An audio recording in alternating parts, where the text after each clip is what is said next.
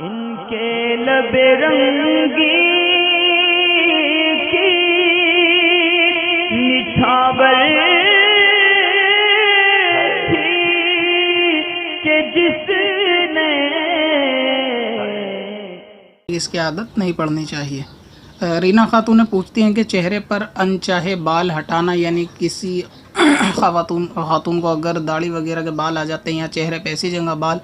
कि जो दिखने में अच्छे नहीं लगते, तो क्या उनको निकाल सकते हैं या नहीं निकाल सकते? जी हाँ, अगर चेहरे पर दाढ़ी वगैरह या मूँछों के बाल अगर औरत के आ जाएँ तो ऐसी सूरत में उनको निकाल सकते हैं, बल्कि बाज़ औक़ात को उसको निकाल देना ये वाजिब होता है कि उसको चाहिए कि वो उसको निकाल दे अगर उसकी तादाद यानी ज़्यादा है और दिखने में वो बुरे लगते हैं। कभी कदार ऐसा होता है कि इससे चेहरा बदनुमाई का बाइस बनने लगता है और वो देखने में भी अच्छा नहीं लगता खातून के लिए, तो ख़ास तौर से कि रिश्ते वगैरह के अंदर रुकावटें पैदा करते हो जाती हैं इससे। और बाद लोग समझते हैं कि चेहरे के बाल नोचना नहीं चाहिए, कि हदीस पाक के अंदर हुज़ूर अलैहि सलाम ने लानत फरमाई है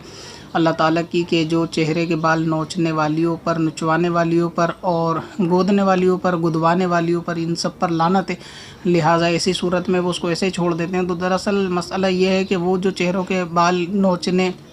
के ममानियत है वो आईब्रो के लिए है, यानी ये कि वो ख़ूबसूरत जो ख़ातून है उनका नाक नक्शा दुरुस्त है, आईब्रो भी दुरुस्त है, उसके बावजूद भी वो मज़ीद ख़ूबसूरती के लिए आईब्रो बनवाती हैं। यानी ये कि अल्लाह ताला की कुदरत ने जैसा उनको बनाया है वो उसमें ज़्यादा अपना ये सोचकर गोया कि अल्लाह ताला के माज़अल्लाह बनाने में कोई कमी थी और वो आईब्रो बनवा के सेट करके उसको ये दिखाने की कोशिश करती हैं कि अब मैं ज़्यादा खूबसूरत हो गई हूँ। तो ये लानत उनके लिए है जो खूबसूरती की नीयत से आईब्रो बनवाती हैं। बाज़ लोग इसके अंदर ये यानी कहती हैं ख़वातीन के शौहर के कहने पर तो सब मेकअप वगैरह जायज़ होता है। तो देखें, शौहर हो या वालिद हो, हर किसी के कहने पर वही बात जायज़ और वाजिब होती है जिसका शरीयत ने इनकार नहीं किया, या जो शरीयत के अंदर मना नहीं है। अगर शौहर किसी ऐसे काम का हुक्म देता है या घर वाले कोई ऐसे काम का हुक्म देते हैं कि जो अल्लाह और उसके रसूल या शरीयत के ख़िलाफ़ हों, तो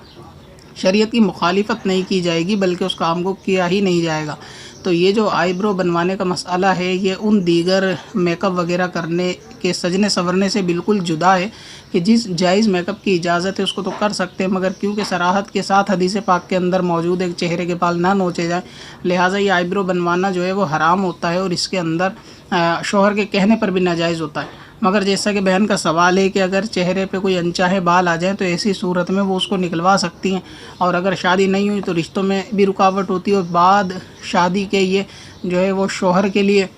बाइस नफ़रत भी बन जाते हैं। तो ऐसी सूरत में इनको चाहिए कि बिल्कुल इसको साफ़ कर लें और इसको हटा लें जिस तरह मुमकिन हो, जिस यानी जायज़ तरीके से जो मुमकिन हो वो कर लें। और इसी तरह अगर आईब्रो किसी की ऐसी मिली हुई है, यानी इस तरह दोनों आईब्रो मिली हुई कि उसका चेहरा ऐसा बदनुमाई का मुजाहरा कर रहा है कि जैसे दिखने में कोई बहुत ही भयानक किस्म का चेहरा लग रहा है, तो ऐसी सूरत में वो आईब्रो के बाल अगर हटाकर चेहरे को यानी दुरुस्त करना चाहे तो इसकी भी इजाज़त मौजूद है। ये जो हदीस पाक है इसकी शरह में उलमा कराम ने यही फरमाया कि अगर ये आईब्रो यानी इसके बाल इस तरह घने हैं कि वो देखने में बदनुमाई बनते हैं, चाहे शौहर के लिए हों या शादी से पहले रुकावट पैदा करते हैं, तो ऐसी सूरत में इन बालों को, अनचाहे बालों को भी चेहरे पर से हटाया जा सकता है और जो है वो चेहरे को निखारा जा सकता है इन बालों को हटाने के बाद। तो अगर किसी की आईब्रो पहले से दुरुस्त है तो उनके लिए ये काम जायज़ नहीं है, लेकिन जिनकी पहले दुरुस्त नहीं है या दाढ़ी वगैरह पर बाज़ ख़वातीन के बाल आ जाते हैं हार्मोन की वजह से या दीगर किसी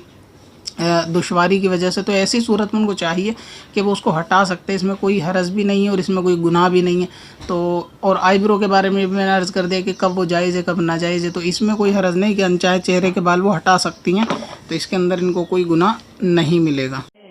पत्थर में हसन लाले पुरनवार